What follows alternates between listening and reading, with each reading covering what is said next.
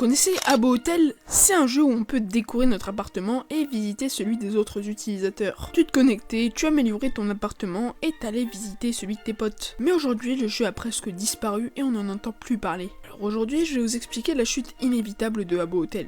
Mais avant ça, n'oubliez pas de liker la vidéo, de vous abonner à la chaîne pour passer dans la liste des derniers abonnés qui s'affiche à l'écran et de rejoindre notre serveur Discord, lien en description, parce qu'il y a un rôle élite jusqu'au 100 monde.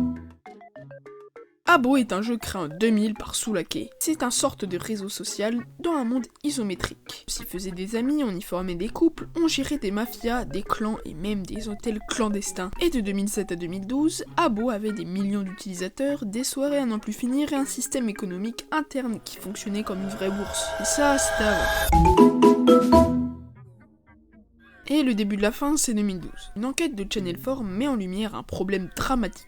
Il y a beaucoup de comportements inappropriés, parfois même dangereux. Résultat, les investisseurs et les annonceurs sont paniqués, donc plus aucune publicité, une fermeture temporaire du chat. Pendant quelques semaines, Habbo devient un hôtel muet. Même si la plateforme a réouvert quelques temps après, le mal était fait. La réputation du jeu a été détruite et la plupart des utilisateurs sont partis. C'est un tournant irréversible dans l'histoire d'Habbo et le site n'a malheureusement jamais retrouvé ses chiffres d'avant.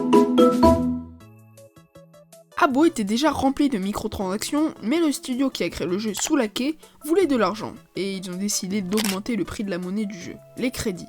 Des packs de mobilier rares apparaissent à un rythme exorbitant, et l'économie du jeu qui se basait sur la rareté s'effondre. Les anciens joueurs, ceux qui faisaient vivre le jeu, se sentent délaissés à l'avantage des nouveaux joueurs. C'est la casualisation. Tout devient une question d'argent réel, et les trocs perdent de l'intérêt. Habbo perd son ADN, son économie communautaire. Pendant que le reste du monde du gaming évolue, Habbo reste Habbo. Et pendant que Habbo stagne, les autres jeux vidéo explosent comme Roblox et Minecraft. Habbo lui n'offre que des pixels statiques et un gameplay vieillissant et datant de 2000. Et là, Habbo 2020 arrive, la mise à jour la plus détestée de l'histoire du jeu. Soulake modernise le jeu avec Unity, mais c'est une catastrophe. L'interface devient lourde, lente, inutilisable, et le jeu devient une véritable dictature. On ne peut plus donner de meubles, on ne peut plus gérer ses trocs comme avant, on doit passer par un système de marketplace limité. Les animations lag, les contrôles sont incompréhensibles, résultat, Habbo perd son âme. Les anciens joueurs quittent le jeu en masse, les nouveaux ne comprennent rien, et les retours négatifs s'accumulent. Mais Soulake s'obstine, cette mise à jour censée sauver le jeu n'aura pas l'effet escompté, et ce n'est pas terminé.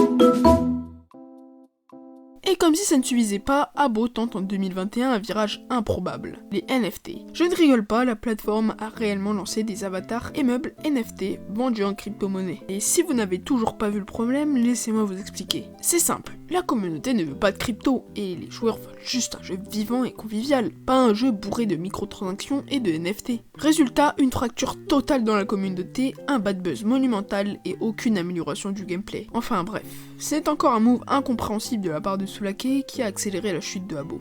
Pour conclure, je vais répondre à la problématique de base de cette vidéo. Pourquoi Habbo est finito? Ça ne s'est pas fait en un, mais en plusieurs moves catastrophiques, dont des scandales mal gérés, une économie détruite par l'avidité, le fait qu'il n'y ait eu aucune innovation pendant 10 ans, une mise à jour en 2020 catastrophique et un virage crypto incompréhensible. Mais surtout, Habbo a perdu ce qui faisait sa force.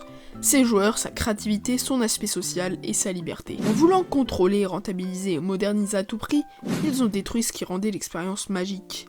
Avant de partir, n'oubliez pas de commenter la vidéo parce que je réponds à chaque commentaire et à samedi pour une prochaine vidéo.